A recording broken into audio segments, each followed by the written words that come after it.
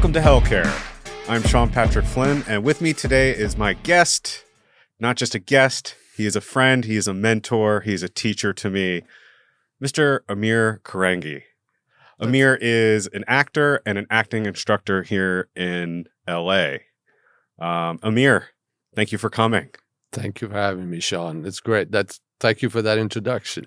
Well, I'm about generous introduction. Well, I'm about to blow the lid off a little bit. Okay. Okay. You may have seen him on a couple television shows. If I'm not mistaken, you were a series regular on Superstore. I was a guest, recurring guest star. Recurring guest star. I don't know what they call it, but it's fine. I was there for 44 episodes. 44 episodes. 44 episodes. Wow. So you are an essential part of the show. But the show is no longer, and no, the show is no longer. Yeah, that's right. They did 6 seasons, and that was that. We worked through the pandemic as well, but I did miss quite a few episodes of that. You know? Did? Oh yeah, because of my condition, my cancer diagnosis. Yes. I'm sorry to bring that up right away, but I mean, you went there for the show, and I was gonna get to that. We're gonna get to that, but actually, I missed I think 4 or 5 episodes that I'd been booked to do, and for another show as well. So the timing was great, not that But anyway, that's how that happened. That's when the world went to shit. Yeah, it did. It did. It certainly did. Right? It was a crazy time, right? We all went through it. It's a nightmare. Yeah. I think we all had our own little episodes we had to go through, but yours was quite difficult. And we'll get to that in a little bit. But here I wanted to talk about you, as I always do with all my guests, and I want to talk about you. Thank you. And I might be disruptive every now and then with you as well. I like that T-shirt, by the way. Thank you. Durham Bulls. Do you remember the film? I Bull do. Durham? Yes, it's a real baseball club. That's right. It's my favorite baseball club. Oh, great. From Durham, North Carolina. Bull Durham, the movie. I did not wear the shirt just because it was a movie, but no, I know. It's one of my more favorite for the shirts. team. Yeah, of course. I do pull for the team. But I wanted to bring you on today because, you are an acting instructor and you were my acting instructor. Right. And, our time was brief. But it was great. I really enjoyed working with you, man. It was fun. I had a great time working with you too. Yeah. And, I felt that it was fun. That was really kind of when I started to spread my wings. I was probably like a year into acting training at that point. That's right. You had good pointers, and I'd liked how relaxed you made me feel and how you let me take the next step. So I wanted to get to know you a little bit. Okay. And that's why I wanted to know, I think that's what, during class you gave us little tidbits about your past and stuff like that. But I want to know where Amir, of course, the acting instructor, but the actor, where did he come from? Okay. And I know you said you told me just a few minutes ago, you grew up in Pennsylvania. Went to high school in Pennsylvania. Yeah. I actually, but my first 14 years was in Iran. Okay. I'm originally Persian. But moved to Pennsylvania when I was like 13, 14. Mm-hmm. Went to high school, then went to college at DC.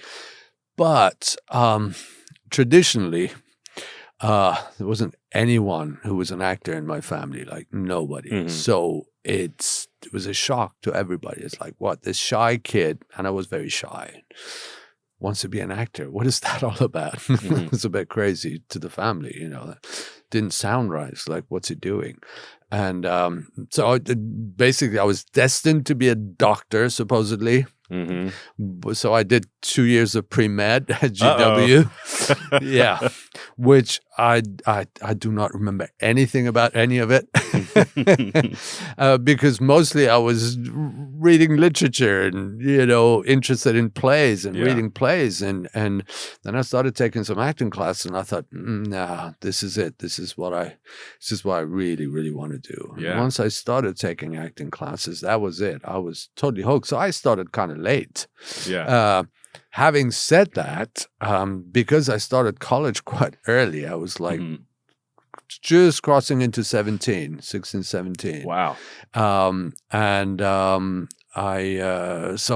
my I wanted to be a director first. So I remember doing some courses at Catholic U and then directing a play at Catholic U, directing a Pinter thing at 19, you know, it was crazy. You do things back then, you think, what did I know? I knew nothing, you know.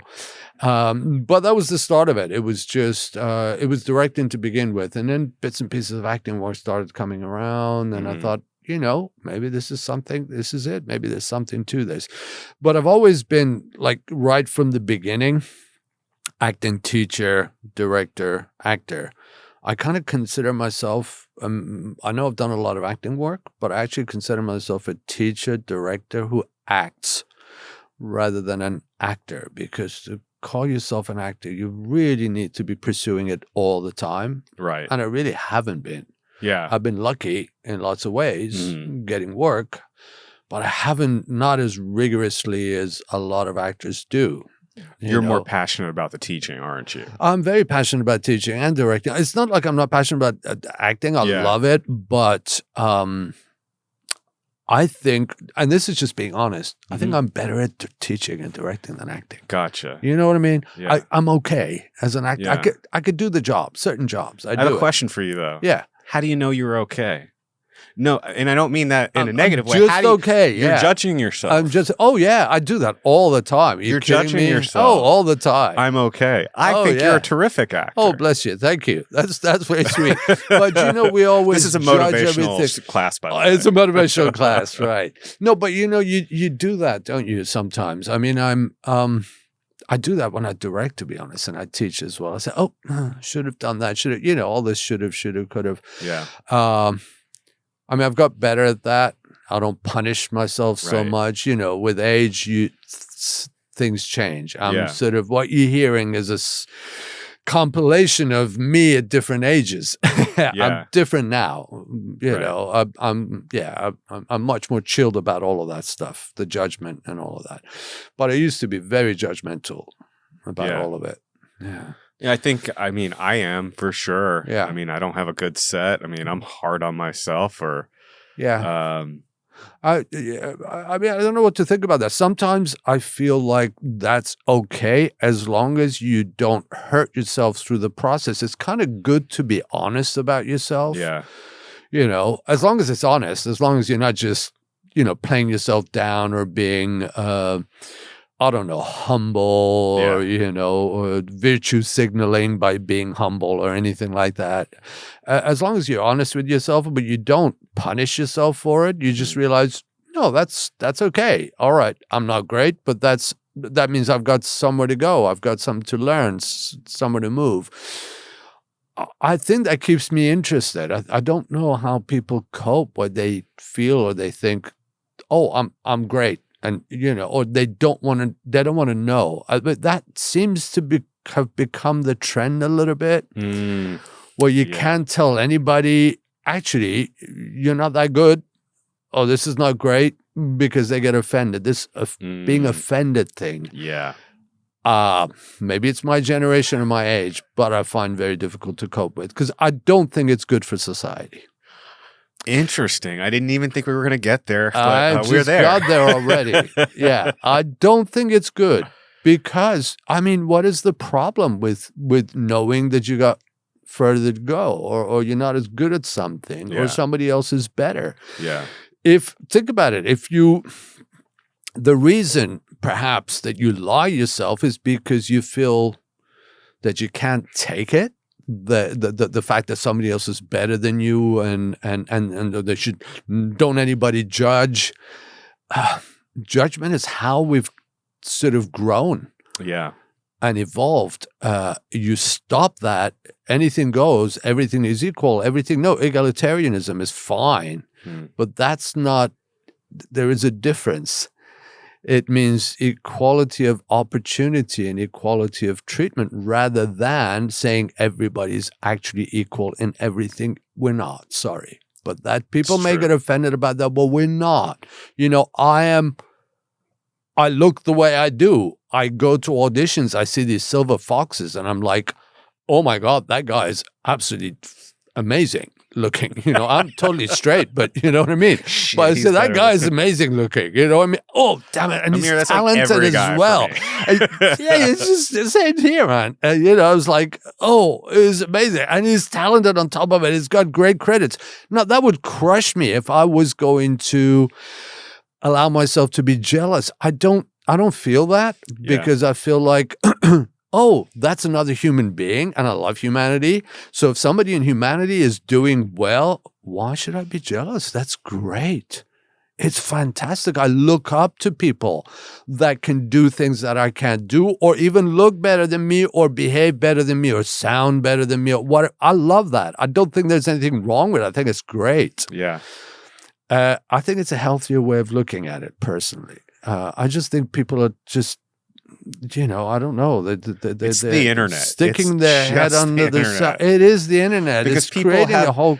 It's so much stimulation, and then it's like, I remember, this is actually a long time ago, but I was on a date with this girl, and she, we were actually just playing tennis, and she told me, we were just talking, and she told me that I don't do social media, and I was like, why not? And she's like, because I found myself getting really jealous of other people. She's like, I'm a teacher. I don't make a lot of money, and I find myself getting jealous, and I was like, wow, that's cool. I like. There's two parts to that. I like how she cut off that stimulation that was making her jealous, but that's a coping strategy. Sure. So I don't know. I'm not a therapist. I can't say what's the better. Neither am I, yeah. I think that for me, like, I don't see like rich people and think to myself like, oh, this is so unfair. I don't think that at all. I never feel that. I think that we have different goals in life. Absolutely. My goal has never been to be rich. Not once in my life have I ever planned to be rich. Right. So I find that when this whole generation wants to be braggy, it's just such a turnoff. Sure. It's such a turnoff. It's sad, really. I'm sad. hoping that it feels like there's a degree of social engineering going on here, or psychological engineering going on. I don't know.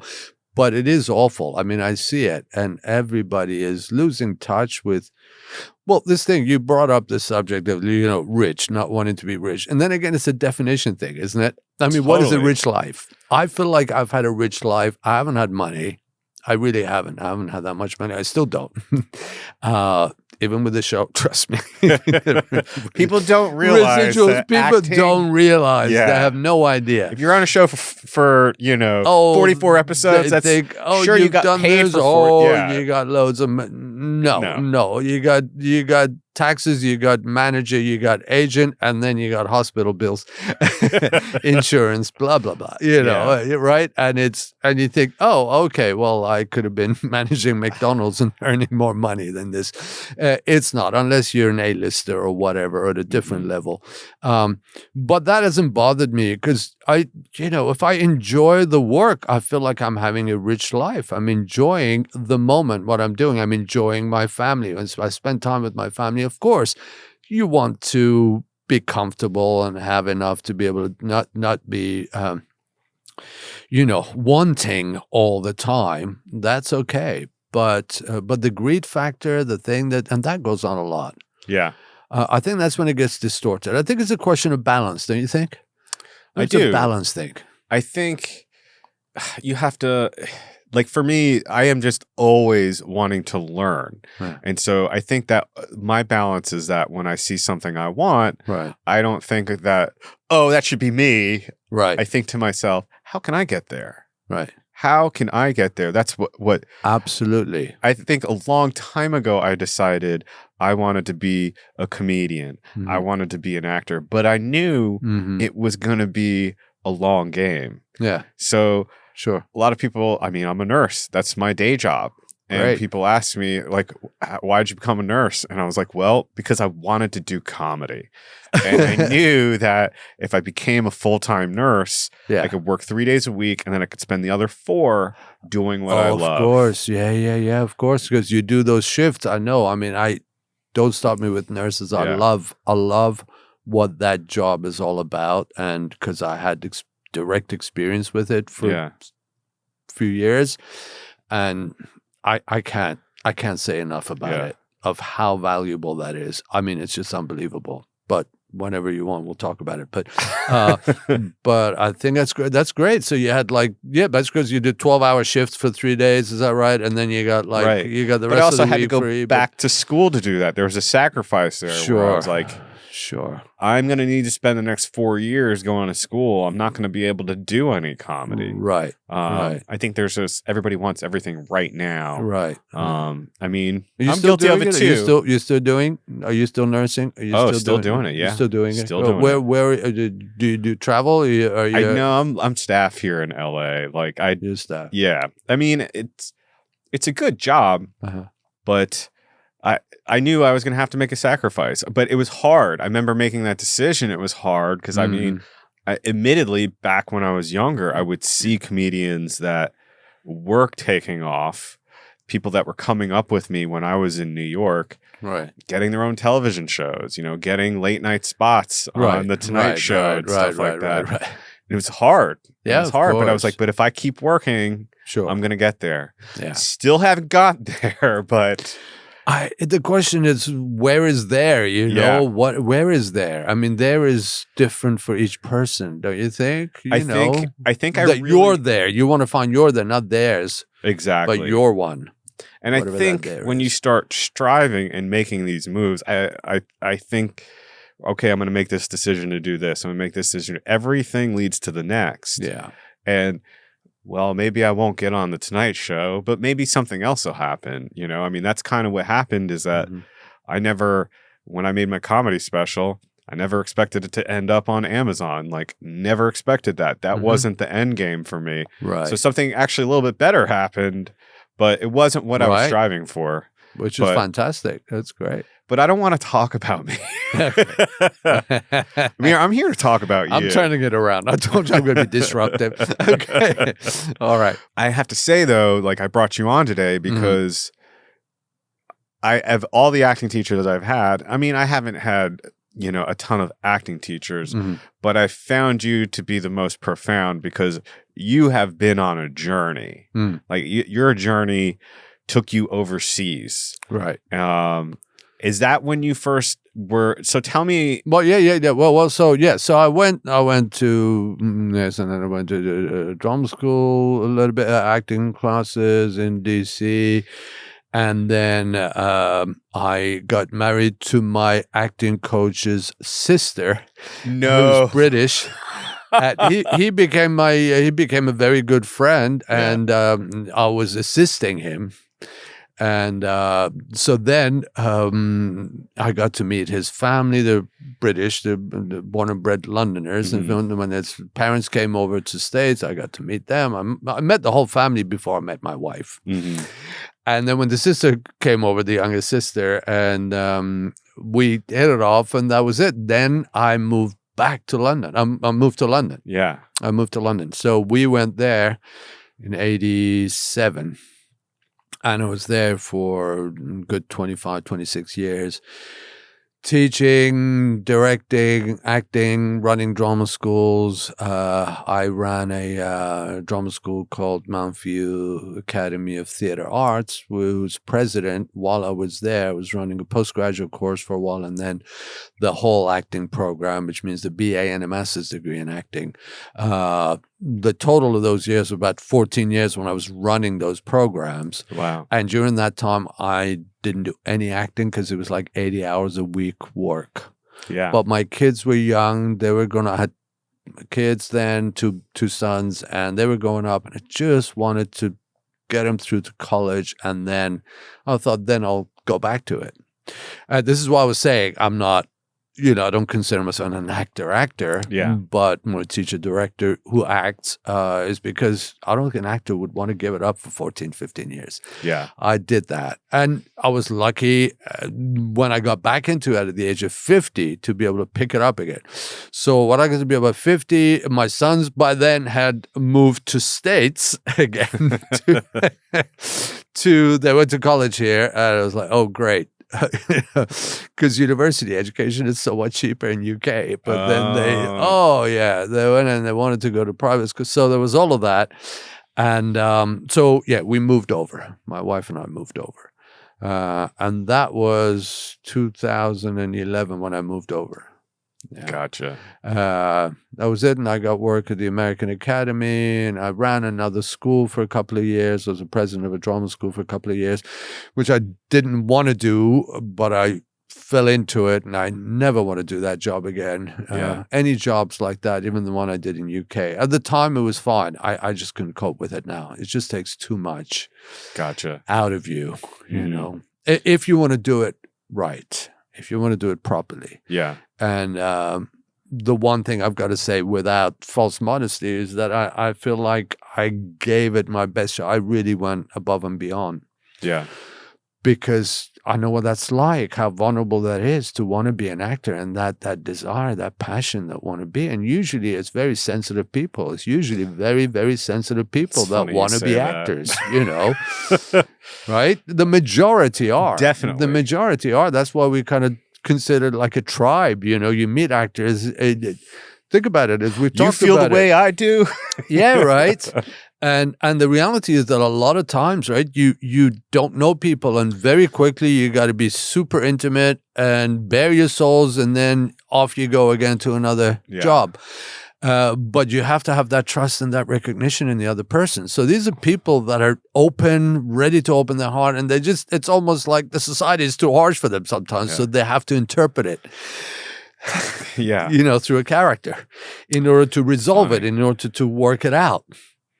This is like so hitting home. Yeah, it is. We're all like that. That's what I mean. We know what that is. We know what that is. And that's when you get that special feeling, don't you? When you do good material, or when you're working, even if you're reading it, it doesn't matter. Even if you're not performing it, you're reading a speech from a play and it just resonates, right?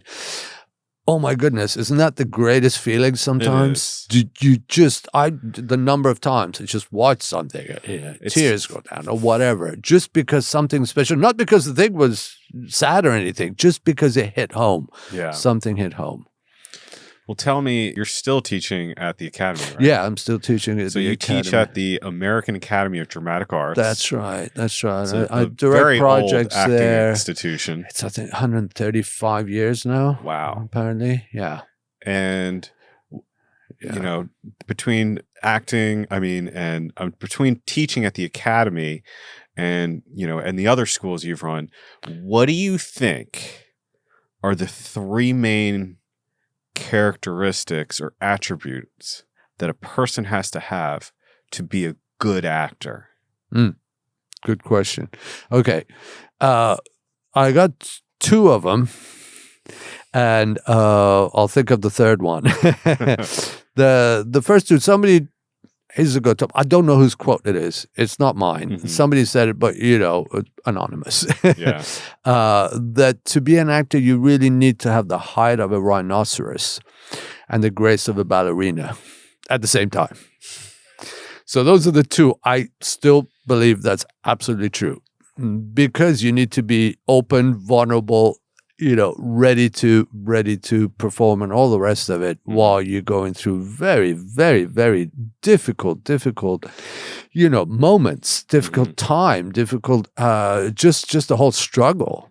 Yeah. And also sometimes you are in situations where you just have to bite your tongue and you just got to get on with it. Just got to do the thing. It could be pressured. Could be a lot of things happen. So I think that is very important. Then the third one would be you have to have the passion for it. I think if you have the passion for it, I think everything else comes. People always say talent. Yeah. I don't consider myself talented. I never consider myself talented at all. I think it can grow. I know there are people that are talented. I get that. But I think that's such an exception. I actually truly do. I think a lot of people that are out there have worked really hard to develop that talent. They haven't long game. They didn't just come in with it. Yeah. Exactly, the long game. Or you need to nurture that talent, or you need to sort of work with that talent so it can actually lend itself to what the demands of the profession are. You could be talented at home, but nobody may be able to use it. This is what I tell actors a lot of times. Make sure you're usable first before you can become good, before you can become great. Do you know who I think has all of those things? Who's that? So as of recently, I just saw a documentary about this guy, and I saw that progression. I don't know if I don't know if you've seen the documentary yet. What's this? But I think that Arnold Schwarzenegger, if you watch the documentary about him when he first started out, could hardly speak English. Of course. Like, didn't know what he was doing. And Passion. he said, if I work at this, I can get this. I can get it. And he developed his own, like, I feel like every actor is kind of developing their own style. Of course they do, yeah. And that's what I said about, we were watching Twins last night. Oh, yeah. I love Danny that DeVito. film. I remember that film. It was great. With Danny DeVito, who was an Academy student. Yes. Danny DeVito went to the American Academy of Dramatic Arts. That's right, he did, yeah. Along with a million other actors like Adam Scott, right? So many. Adam Paul Scott's Rudd. doing really well. Paul Rudd, that's right, yeah. But Danny DeVito is such a good actor. And everybody, and I think people in the industry might label him as a character actor. And he was the hairdresser, same as Dean Martin. They were hairdressers to begin with. He worked in his sister's hairdressing salon, Danny DeVito. But he knew Michael Douglas as well. So that was great. He knew Michael Douglas. Somehow they were classmates, something. Yeah. I think. But anyway, seeing Danny DeVito and Arnold Schwarzenegger act together, that's why that movie works. Because if you think about that movie, it's a crazy idea to begin with. It's a very crazy idea. But the guy who wrote it, I saw in the documentary, in the Arnold documentary, he said, you know, what would it be like if Arnold had a twin and he was this low status guy? Right. And it started with an idea, and of course it was perfectly cast. I think so. I think the premise was just brilliant. I mean, it was a great premise. Yeah. Let's face it. It's a great premise, and they built the whole thing around it, and it worked. The movie holds up 30 years later. I haven't watched it recently. Does it really? You watched it Still recently? holds up. Holds up. That's there are a few holes in the story that I was a little critical of, but of course. That's dumb because I'm a writer, in my mind, but good. But I feel that Arnold is really a guy who you can kind of look, and the documentary is really good about it, how you can see from the beginning of this kind of just grunting on film. It's that passion and not unrelenting passion that, I mean, well, he does that with everything, and that's why he made it. He didn't have that. Yeah. He didn't have talent.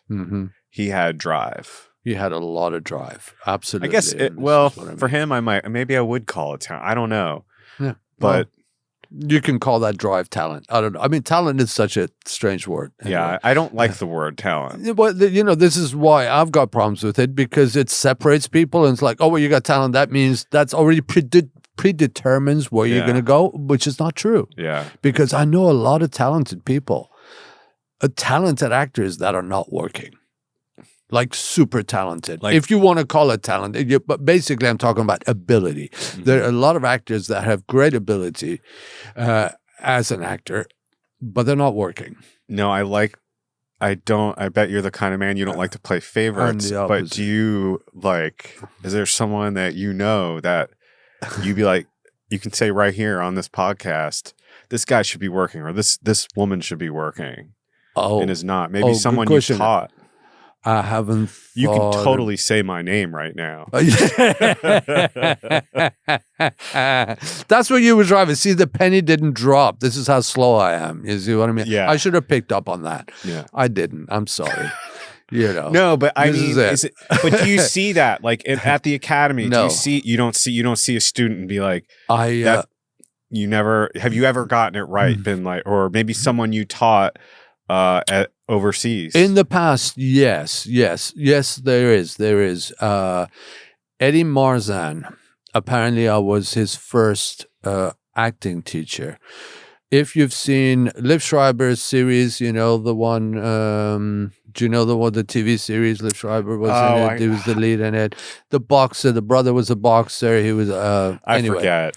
Anyway, but Eddie Marson, if you look him up, He is an amazing character actor. I mean, he does his work with Scorsese. He's worked with a lot of people. He's done leads in films and TV series and, all kinds of stuff. And he thrived like crazy. He had drive. And he had a lot of drive.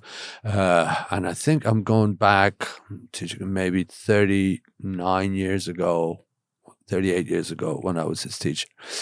I'm still in touch on and off, internet with him. And he's got an amazing career. Yeah. When I say amazing career, he must have done at least 150 different, film and TV shows.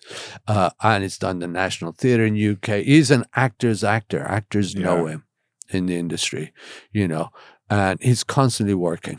That's all an actor wants, is to work. He's constantly working. Yeah, he's constantly working, and he does amazing roles, beautiful job, and such range.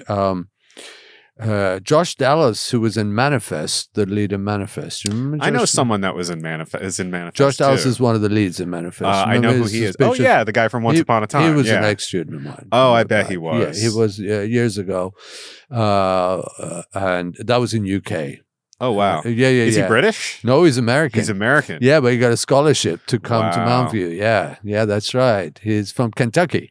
Did not know that. Yeah, he's from Kentucky, Louisville. Yeah, and then he came and he went there. He's married to Jennifer Goodwin now. Okay, he's a brilliant actor. Yeah, but I could tell back then, both with Eddie and him, I remember casting him in. We did a play at the school, Arthur Miller's After the Fall. And he played the lead. Quentin, very, very, very difficult role to play. I mean, seriously difficult for professionals. I don't know why we did that back then, but it was stunning. It was amazing at a young age to be able to play that level of maturity and emotional understanding of life experience and stuff. It's just great. That's what I find amazing is when a young actor can really grasp, because I didn't start pursuing acting really till I was like 25. That's kind of when I started doing everything.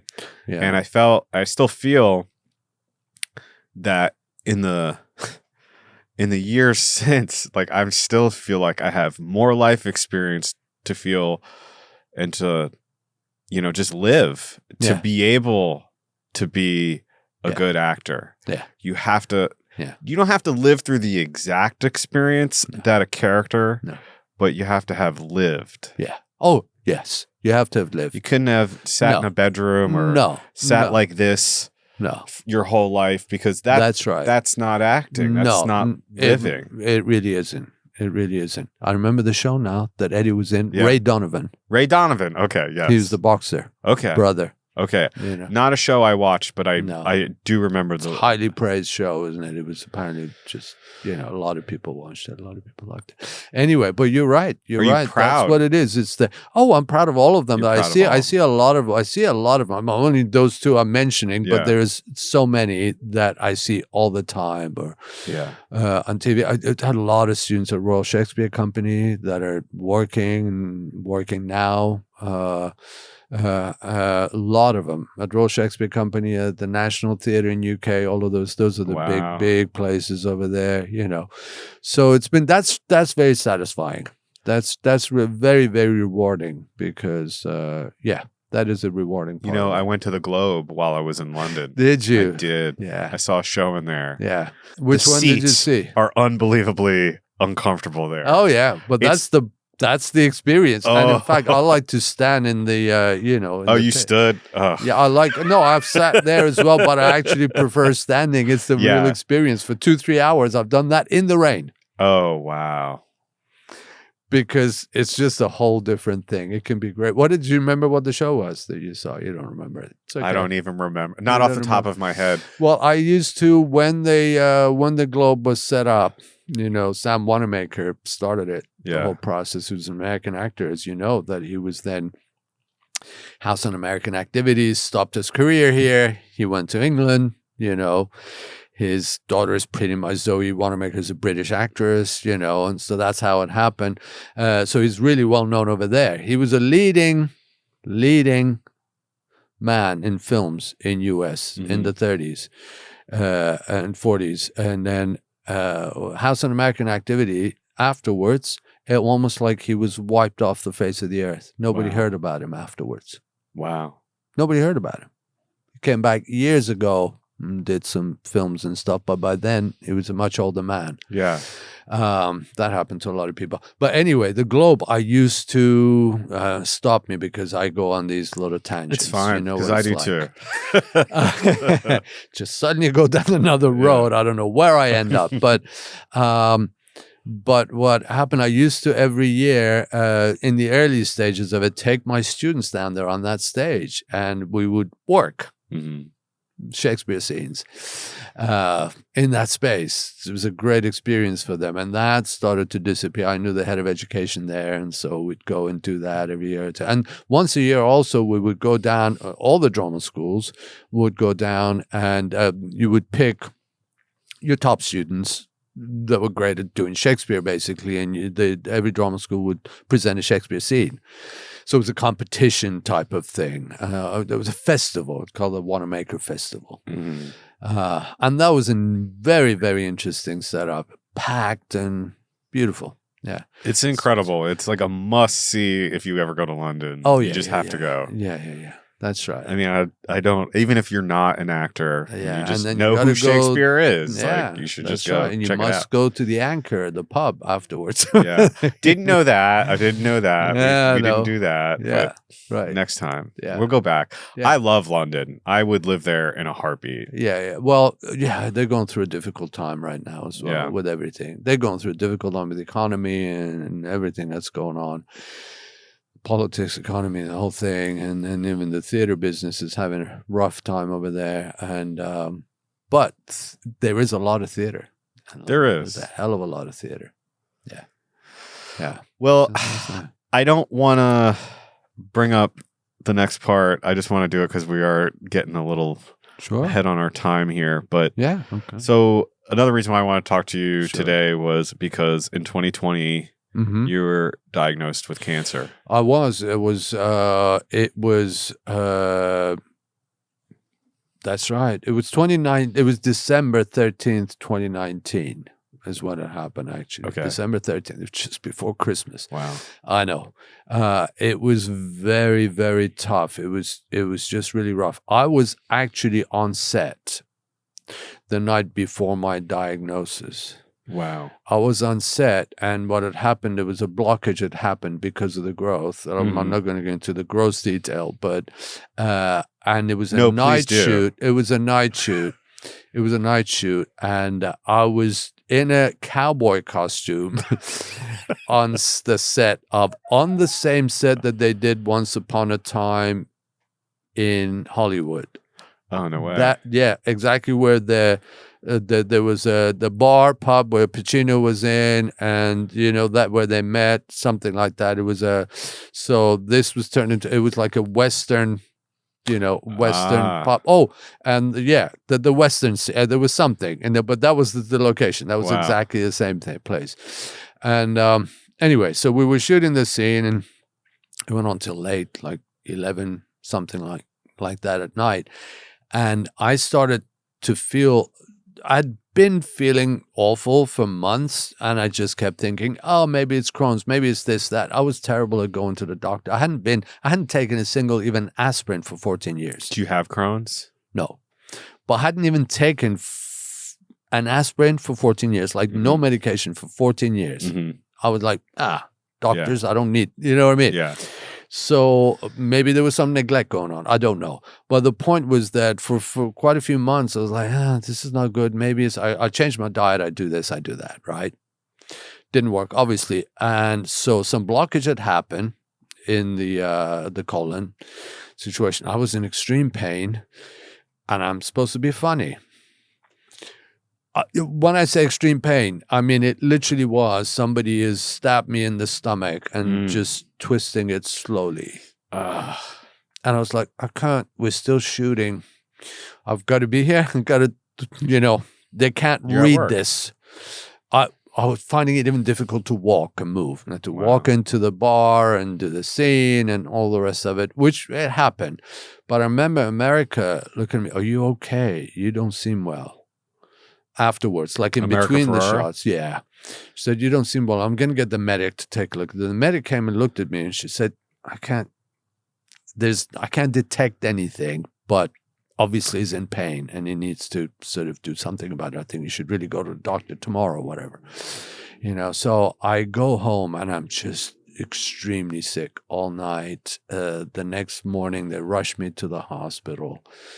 I go to note to self, note to audience. Note to self. I go to urgent care thinking it's something. Urgent care. Well, you actually should have gone to the hospital that night. If you're having like abdominal pain, about it. Yeah. You go to the hospital. But tell me about it. We don't know how to navigate our healthcare system. No, I was just so foolish about all of that stuff. That's what I mean. I just didn't know better at all. I thought it can't be anything.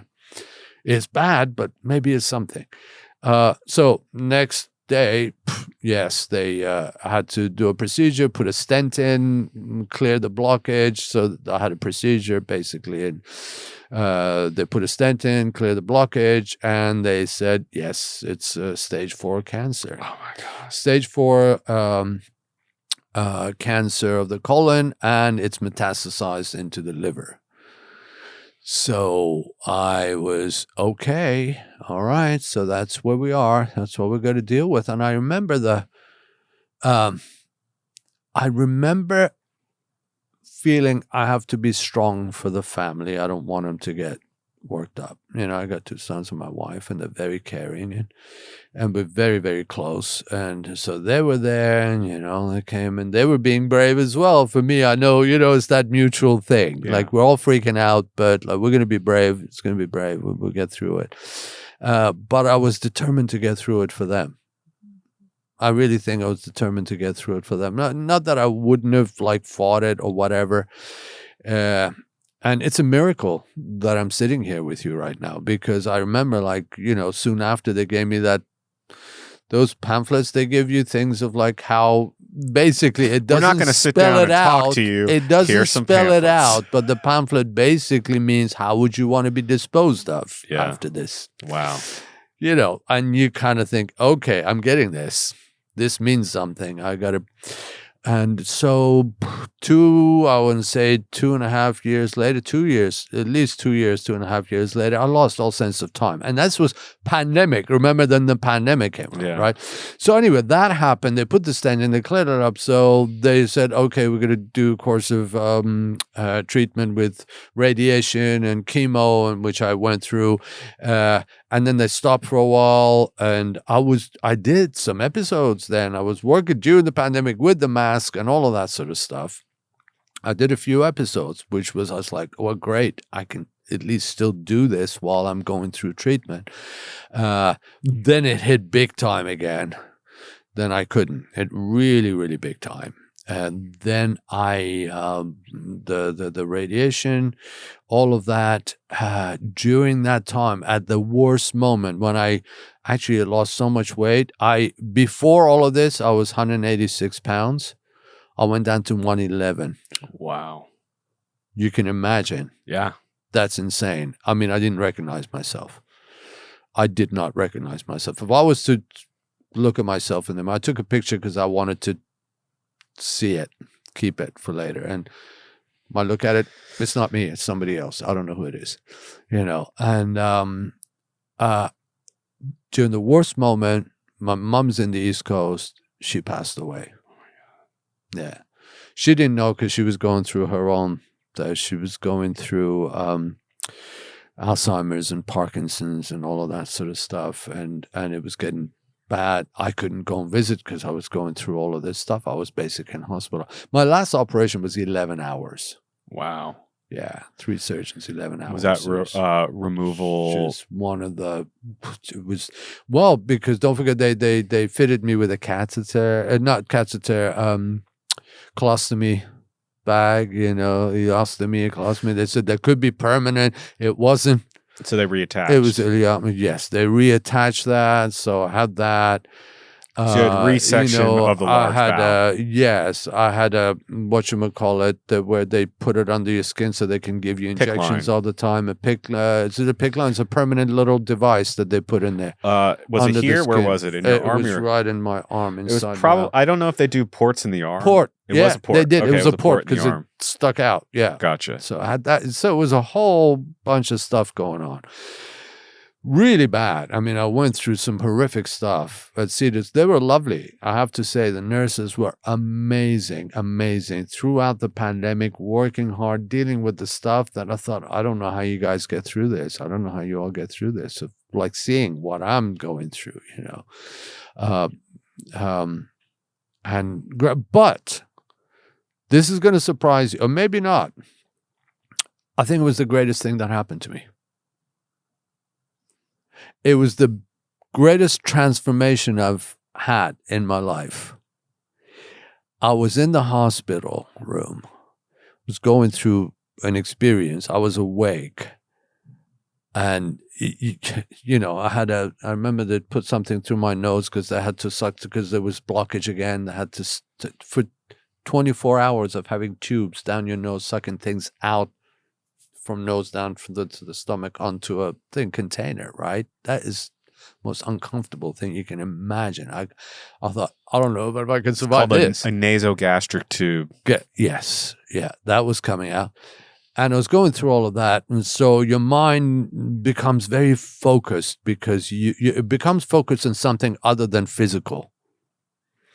And I had the most wonderful spiritual experience I have ever experienced. I saw my own 4 or 5-year-old self standing at the bottom of the bed.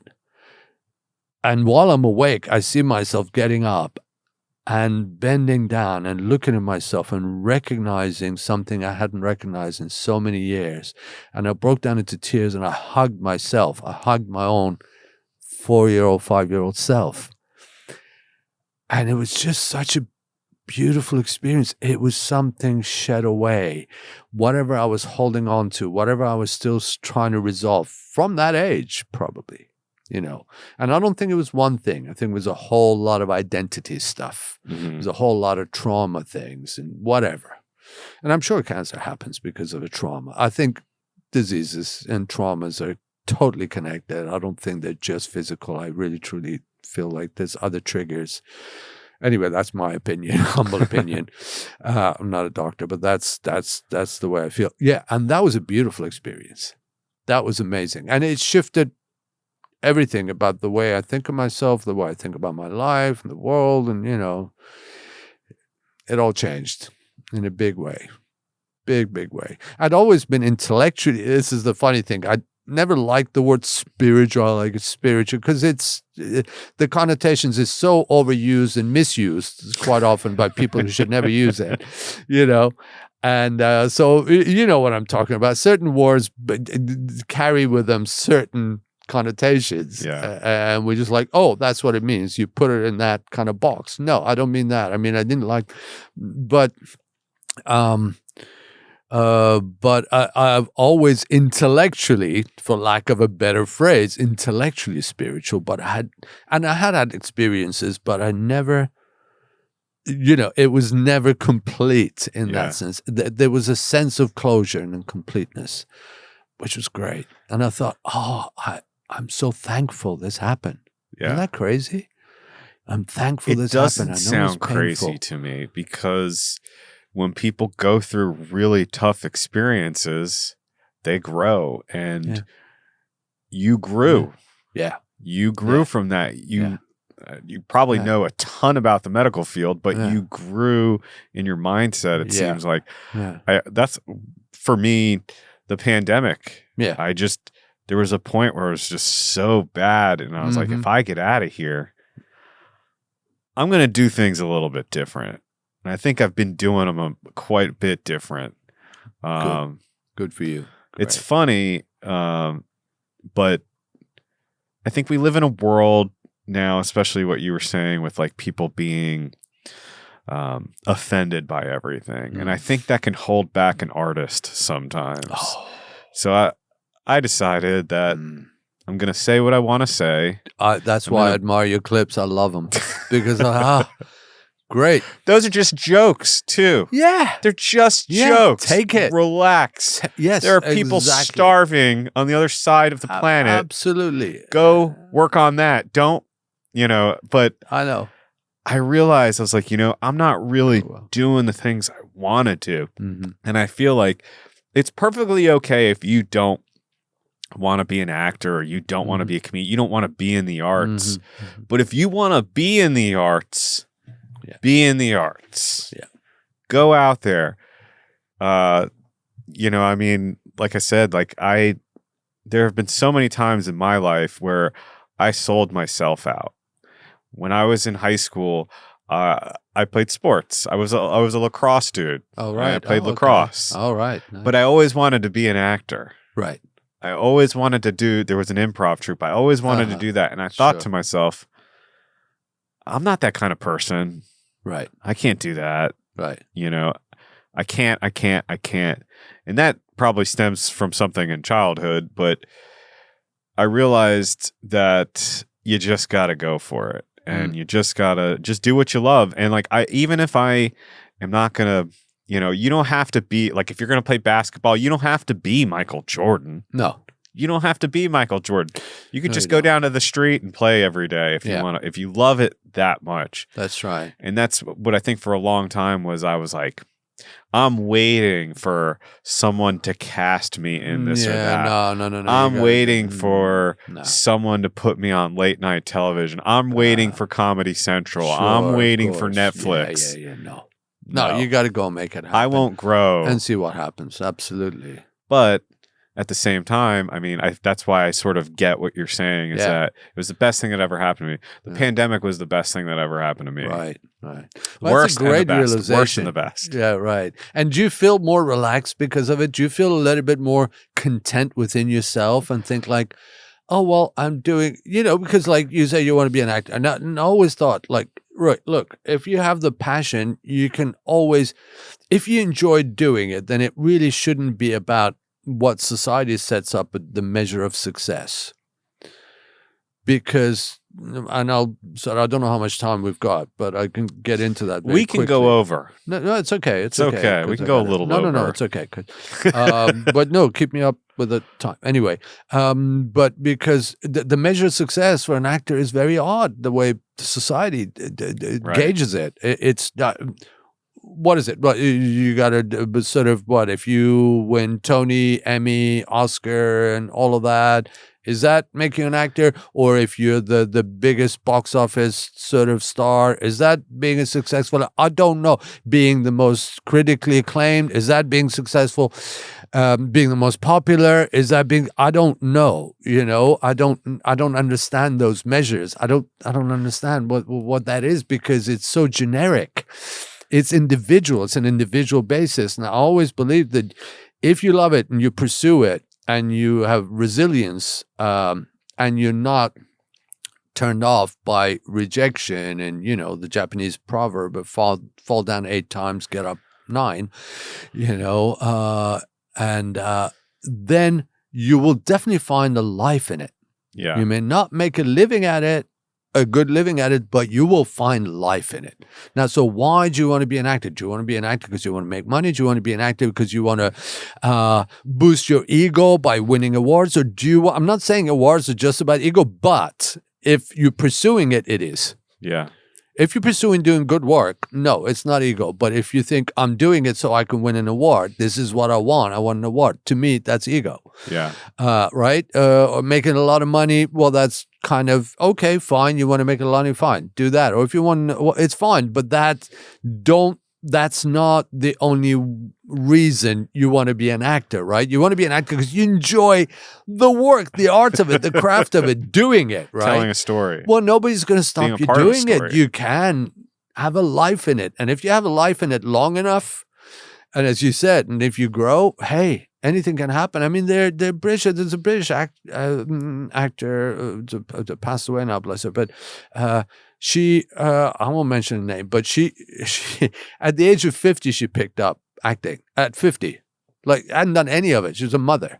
Yeah. At 50, right? when she was 90, she'd had a 40-year glorious career as an actor.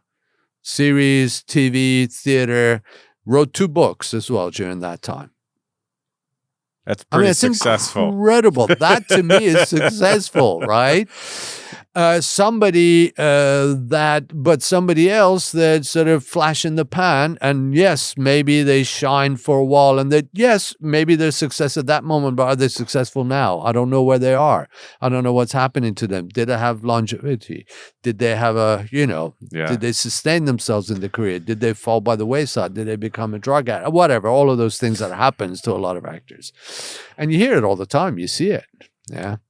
And unfortunately, it's one of those businesses where, you get, I remember getting the first job. You get your first job, that's it. It's all going to be like this. And then you finish that, you think, oh no, who am I now? I'm not an actor. Nothing's happening. Nobody's called me. Nothing's going on. What? I thought someone's going to, nothing.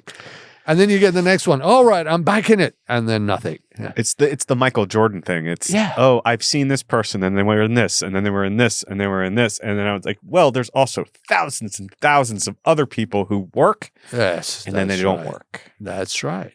And then they work, and then they don't work. They don't work. Yeah. And that's why you have to love it and continue to do it. I remember someone from the American Academy of Dramatic Arts, Adam Chambers. Oh, Adam Chambers. Yeah, he's still there. He's great. He said something that was so true. Yeah. And it's like, I mean, it's just the statistics of it. Right. The people that move to LA, and he said it. He said the people that pursue this, they move to LA, and 99% of them, after 1 year, leave and quit. Oh, I know. And he was saying that even people that he graduated with from the American Academy of Dramatic Arts, like literally within 1 year of graduating, quit. Yeah. And it's always... They do. That's what happens. Yeah. And if you stick with it, you're that person that stick with it. You got to be stubborn. There's nothing like staying in it. That's right. You want to stay in it. You want to stay in it. You got to be in it. You got to love it like that. And that's what, if you have the passion, you will, because you can't let go of it. That's it. If it's other reasons, then you're on a loser anyway. Yeah. Even if you make it, you're not going to be happy. There are those actors out there. I mean, there are actors that are, I remember an actor who was like making $350,000 a week in a series and stuff, very miserable. And it was like, what is the problem? So I miss the work. Yeah. So what do you mean I miss the work? I miss the work. I miss the challenge. I can fax this in. They cast me in these things. I just remember the lines. I come and do it. There's no challenge. The character's already done because I've been that character, that person. There's nothing. I'm not doing the work. I'm getting paid, but not doing the work. It's, so that happens. But in somebody else's eyes, that actor is very successful. Yes. Whereas they don't see it that way. They're like, oh, I love the fact that you just did that brilliant role in that Fringe play that everybody loved and is talking about and gave them that much, filled their heart. Yeah.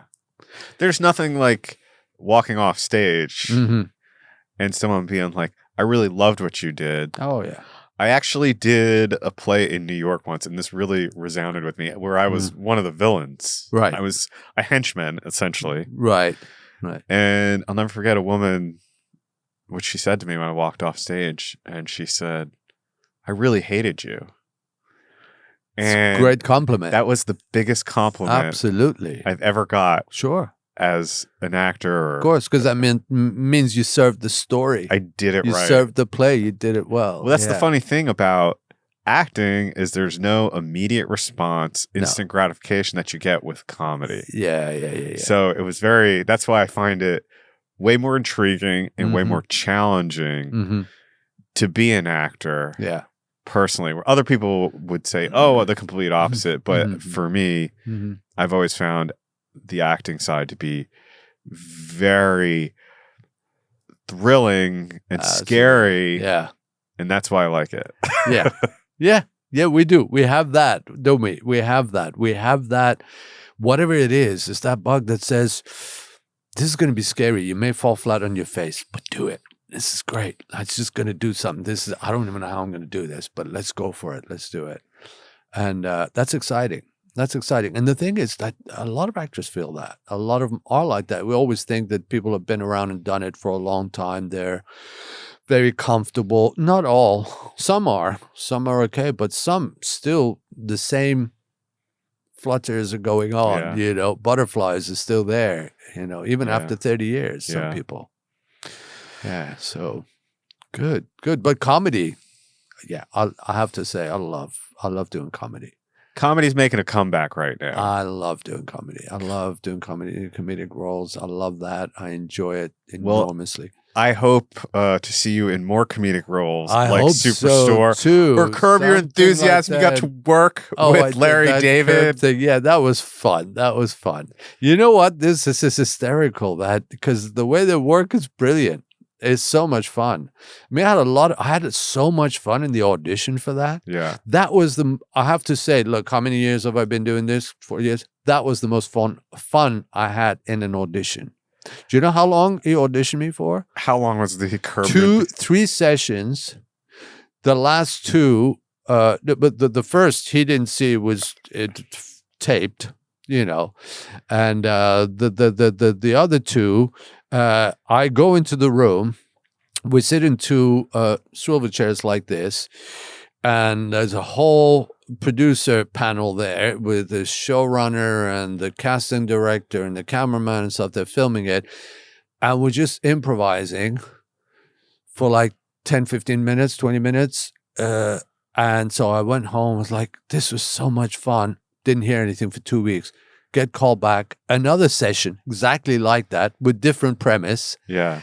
They come out and give you a little strip of paper, say that's the premise. You go in, just riff, That's just awesome. improvise. So much fun. And he's a lovely, lovely guy. He's really, and it's funny because if you're funny while you're even improvising, he laughs, so, because, that's what he is. That's what he does. Brilliant. And no over directing or anything. In fact, I didn't meet the director until after the wrap. I'm not kidding.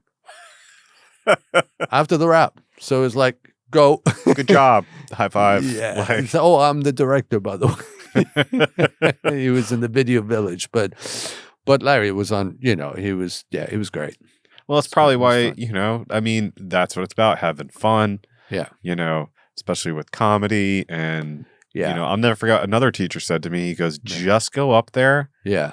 It's an improv class. Just go up there and have fun. Have fun. Just have all fun. that tension that you think, when you try and think it perfect. We're at our worst when we get in our head and we're trying to think it perfect, because true creativity is having that openness and lack of fear. As you know, because it's more real if it's not perfect. I think the scariest thing for me is stand-up comedy. And so I truly admire stand-up comedians, because what you do is unbelievable. Because you get talk about judgment. Oh, yeah. Instant judgment, right? Instant judgment. You can get away with all sorts of other things. I always say, if you do drama or whatever, you get up and do whatever, you don't know. The instant judgment is the best drug in the world. I think it's great. If you get the good stuff, if you know what I mean. People are laughing. Of course. Of course. I think. And if you develop that relationship, I notice you've got a certain, you got a kind of a signature style going. I've been told which is relaxed that. And it's good. I don't know if it was intentional or not, but it works. It's just how it works very well for you. It works. It's relaxed, so we're not tense about, I've got to laugh at this. It's like, okay, that was funny. So it kind of washes over you in a good way. I think it's good. Great. I feel like it's the best, not the best, but I feel like even if you're not acting, doing stand-up is a good tool for acting. I think so. Yeah. A lot of times I experiment with characters and things like that too. But you never, it's It's crazy. I don't know why. I don't know who I saw, and I don't know why, but I can't not get on stage. Yeah. There are so many other things I could do. In the back of my mind, there are so many things I still want to do. Right. But the stage is the nucleus of it all. It is. It is. Yeah. Good. Good. You get, as you said, it's immediate. It's immediate. Yeah. And it's unaltered. You can't redo it. It is what it is. It's not like you're going to tape it, you're going to edit it, you're going to fix it, you're going to do all that stuff. No, the audience is taping it now. None of that. Yes, it's there. Exactly. Yeah. We are taping it though now. Comedy is going through a very. Are you doing taping and editing and stuff? Stand up? Well, no. Like, I mean, taping is okay. What I'm saying is that when you're on stage in front of an audience, you can't do a retake. That's the whole point. That's you die. you die. Build your way, and everybody dies. Everybody does at some point. I know. I've heard everybody all the stories, dies. Right? Anyone that says they've never bombed on stage is full of it. Of course, yeah. And they're probably not successful. Right. You have to fail. Yeah. Yeah. And live to tell the tale. Fail and live to tell the tale. Right. Yeah. Then you're a pro. Now you're a pro. Now you could do it. Yeah. And so did you start, hey, it's just turning around. You just start with like 5-minute spot, or a 3-minute spot, and then 5 minute, and you're doing that kind of, and then grew up. I mean, that's what I heard. That's what they do, right? That's sort of how it started. I actually took I took the improv classes Right, so you took first. Improv classes, yeah. And the reason why I got in... I mean, with sets. With sets? You're always working on a bit. You're always working on a bit. 3 to 5 minutes. 3 to 5 minutes, yeah. 3 to 5 minutes. And then that's kind of basically what I did with my special was I just stacked bits. Mm-hmm. They're all bits, but they're all nursing bits for the most part, nursing bits and, life bits and stuff like that. Right. But you build on it and you keep trying and you find out what works for you. Mm-hmm. I'm a joke teller. Yeah. Some people get up on stage and tell really great stories. Yeah. That I don't really do. I've always liked, what I'm going for is I want to write a joke that's just going to make you laugh. And I want to give you a joke and then I want to give you another joke. Sure. Maybe I'll transition into a storyteller someday, but it's the way I've just always preferred to do it. It's the way the comedians that influenced me, it's the way they did it. Sure. They stacking joke after joke after joke. Yeah. Great. I don't want to talk about me though. I'm gonna dare to tell you an actor joke then.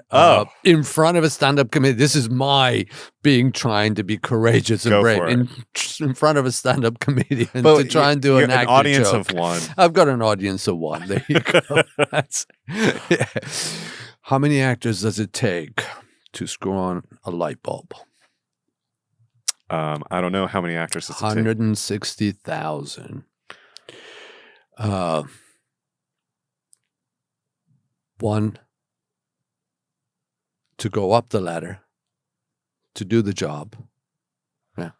159,999.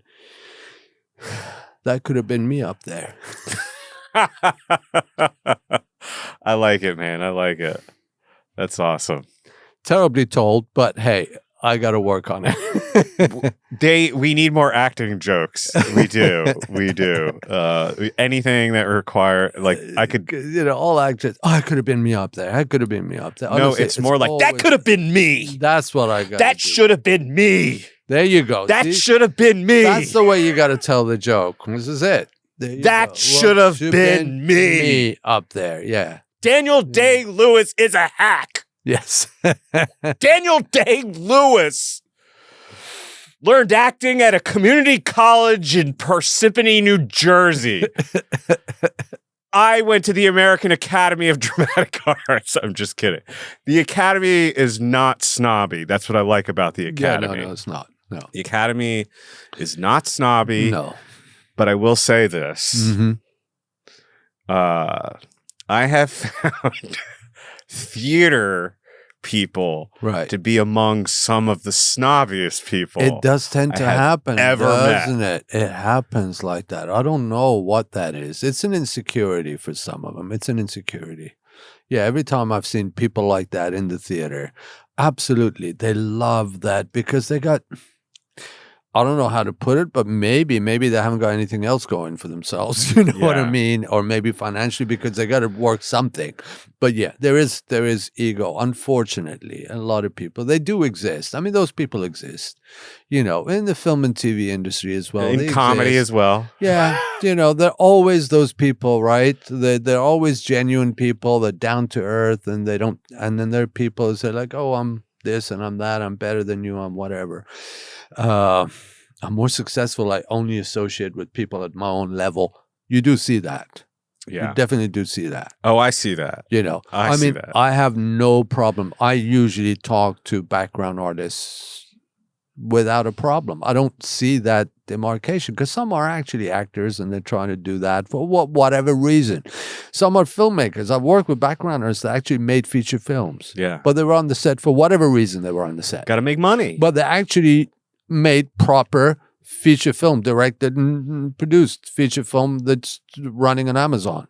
I think being an background actor is the best way to get into the industry. In that situation, they were background actors. But you do get that sometimes on set, and I think it's so terrible. They're like, don't get close to me, don't talk to me. I'm not even going to look at you because I'm an actor, your background or whatever. Yeah. Or somehow you're going to want to be my best friend. And I do see that with some stars, not all.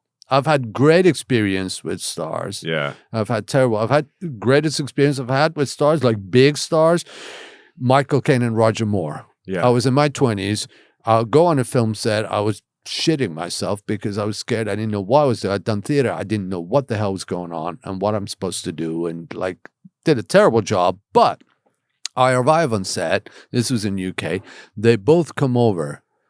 This young 20-something-year-old on a set. You know, these two, he'd won 2 Oscars by then, I think, Caine, or maybe the first Oscar and he won the next one later. But they both come over and introduce themselves, shake my hand and introduce themselves, welcome to the set. I'll never forget that because I hadn't had that. Michael Caine. Michael Caine, yeah. Michael Caine. Yeah. And and it was lovely. Yeah. It was great to see that. And in fact, because I was so scared and I didn't even know like what a matte box is, and where's my eyeline? What am I supposed to do? You know what I mean? Yeah. He said, look, that X, that's your eyeline. Look, I'll sit here. He's saying, I sit here, I'll close my eyes and I'll deliver my line so you don't catch my eye. And some actors go away. Yeah. When it's your shot. I did level. background when I lived in New York, and I saw I didn't really see too much snobbiness like on a film set. Right. I did see some cool stuff. Like I did background for an Adam Sandler movie. Oh, okay. Which is kind of cool. Right. And they were pulling people in off the street. They're like, hey, you want to be in the movie? Really? I thought that was really wow. cool. There was like a group of kids. They were like, you guys want to, and they gave them all, they paid them all. Right. They paid them all too, yeah. And good. But I the reason why I said this is Adam Sandler, right? this is the Adam he's Sandler. the one that I love Adam Sandler. I think it's so I wasn't great. cast. No, I was but a I think it's background great. actor. What was it? It was some film that he did. I think he gave all the principal cast a Maserati each. Yeah, like I think it's the grown-up guys. The grown-up guys. like that, yeah.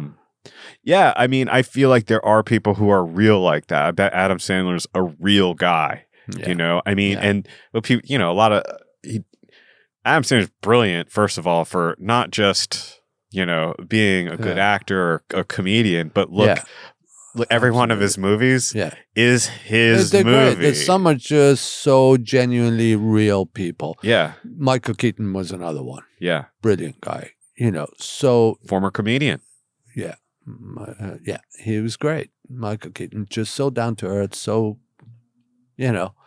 open. It's all about the work. A real actor. Yeah. A real actor. And that's the thing. I think wants to challenge himself. Yeah. Yeah. Absolutely. All not the time. in this because bags of energy. I want likes or I want, No. I want No. I want people to see me. No, it's about wow, I thought you're really this is for me what acting is about, and a good actor for me, and that's all I ever would ever strive to be as an actor. And I'm sure it's with you too that the general public doesn't realize it's all about being believable. Yeah, bottom line. I put on that? Outlander yesterday. Yeah, and entertaining, hopefully at the same time. Well, yes, that would be true. good. Yes. Yeah. To be a good actor, you have to be believable. You did Highlander? You put on Highlander? No. Outlander. Outlander. Which is, kind of right. similar to Highlander in a way. But I turn on that show. Right. And I'm in their world. Like, I believe Sure, every actor so well. I'm in that world. Yeah. And I'm following the story. Sure. That doesn't always happen. No. Especially, I mean, yeah. You turn on the TV, not everybody's believable. Oh, no.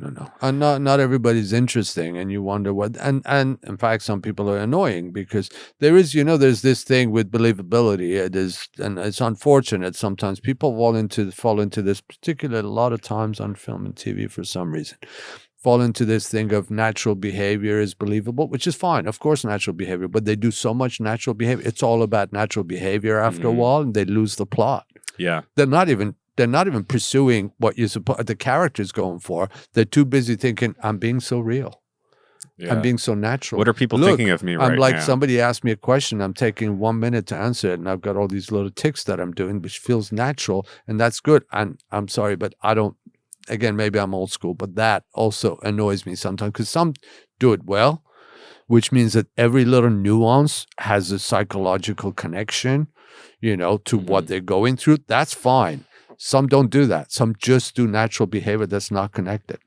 Yeah. And you think, what am I watching? What's happening here? Yeah. You're not moving the story forward. You're asking me to watch you be real. Mm-hmm. Sorry. Doesn't cut it for me. Yeah. That doesn't cut it. I've always found that if you just find those people, though, that are kind of like, when I have worked on things, like the people that are really in it for, it's funny, the play that I did, everybody that was in it was in it because they wanted to do something. We had done this play about, it was about this writer for the Chicago Tribune. This is based on a true story. Okay. He was a black writer. He went into the Deep South. This is like the 1920s. Okay. Stuff like that. Right. I played a henchman, so you know where that goes. Yeah, I know. But everybody in it was great, and everybody was in it to tell this story. I mean, I'm talking off Broadway show. I mean, you're not in it for No, you're not in it because you care about this. You care about this thing that you're doing. Yeah. There are a lot of cynical agendas out there, unfortunately, and they don't help the business. They don't help the art or the profession because they drive it in that direction, you see. When it becomes like that, when it becomes commercialized to that point, it's difficult. I always tell people this theater history proves it. I mean, people that don't know history, they go through the same thing. They don't realize this has happened so many times before, folks. Read the signs. Greek theater at its height, people that produced them, they were selected and they were asked to pay for it and shut the fuck up. Not say anything. Just pay. And that's an honor. You're honored that we're asking you to pay for this. They did it for that reason. It was an honor to pay. Yeah.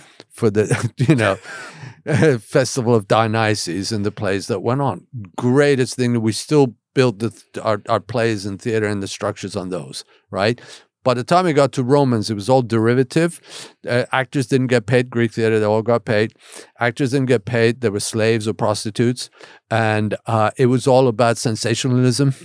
They took the Greek material, but shifted it around. The names were still Greek. The Romans used, shifted around.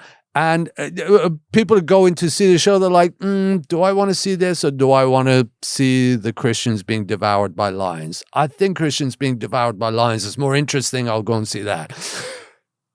Death of theater. And then eventually you got the Dark Ages happen after that. You know what I mean? Went into the Dark Ages. It's a serious concern. People don't realize that if you stop. But what's great, I'm not an optimist. I still see some really great stuff being done. Yeah. So I'm an optimist in that sense. I see some great, great work still being done. I watched the play with ex-auto students recently, Tracers, which is about Vietnam vets. Beautifully done. The Whitewater or what? Broadwater Theater, Broadwater. I know you're not Broadwater. Yeah, the Broadwater. Broadwater, not Whitewater. Broadwater. Brilliant show. Absolutely. You know, I saw that show and I almost brought tears to my eyes because I saw these kids just so wanted to do it. They cared so much about the characters. And the actual writers that were the Vietnam vets that had been through the experience were there. Oh, wow. Yeah. And they were full of praise. They loved it. That's awesome. Yeah. They loved it. And they were touched. They were moved. Hey, isn't that it? Isn't that what it's about? People who moved, they're touched. That's there for you. You'll never forget it. You know, so many things I've seen you just kind of forget. But I'm sure you've got certain memories of certain pieces of work that stayed with you. Oh, no doubt. To me, that's all that counts, because it's all about communication. It's about humanity reaching to one another, isn't it? Really, for sure. Bottom line, you know, the rest will come. We'll all eat and have a roof over our heads if we're not, you know, if we try a little bit. Yeah, you know, that's fine. What has real value? Has real value. What has real value is relationships. Yeah. And that is real value. There you go. When you do your stand-up comedy, you're making a relationship with people that laugh at that. I mean, you've resonated something in them. You've touched them. You've physically shifted them. Think about it. And you've healed them, by the way. You'd be surprised. I heal them through inappropriate humor. Yeah. Yeah, you do. Well, I think that's sort of why, you know, I don't know. That's sort of why I do it, because it is kind of a way, like, it's funny because I'm a nurse. I am a healer. Yeah. But also I use the comedy as a nurse. Why not? It's the best thing. Yeah. Best thing. Yeah. Absolutely. Yeah. Amir, it has been awesome to talk to you. I wish we could go longer. Hey, listen, it was so good to catch up, man. It was great. I would love to do this again. Sure, and I would love to come and see one of your I'll keep checking my social media because you do put them up, but sometimes it's after you've done it.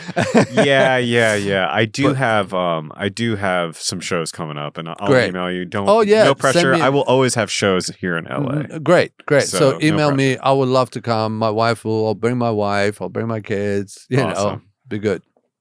Well, thanks so much. If you would like to reach out to Amir, you can find Amir online. Yeah. He has an Instagram. Do you have a website? Yes, I do have a website. It's Amir M Korangy. So Amir M Korangy, my middle initial M. So amirmkorangy.com. That's it. So it's my name, fullname.com. Awesome. Pretty much. And you can get personalized instruction, right? Yes. I do that. I'm doing a lot of Zoom. There's certain subjects that I can teach online. Certain things I admit is not for online, but certain things you certainly can do. And I do a lot of, for audition, people want a script breakdown before a big audition or something like that. I try and help them with that. Yeah. And, that's awesome. Yeah. Well, I like the point that you make that you posted online, because I watched a few of your videos and there's some of the Instagram stuff that I did. Yes. And the big point that you make, and the very first thing that you say is, I can't teach you acting. That's the first but line. I can teach you how to be a better actor. Yeah. And that's the truth. That's what I believe. I know both of those statements. I stand by them. Reach out to Amir. Reach out to Amir. Thanks so much. Thank you. Thanks very much.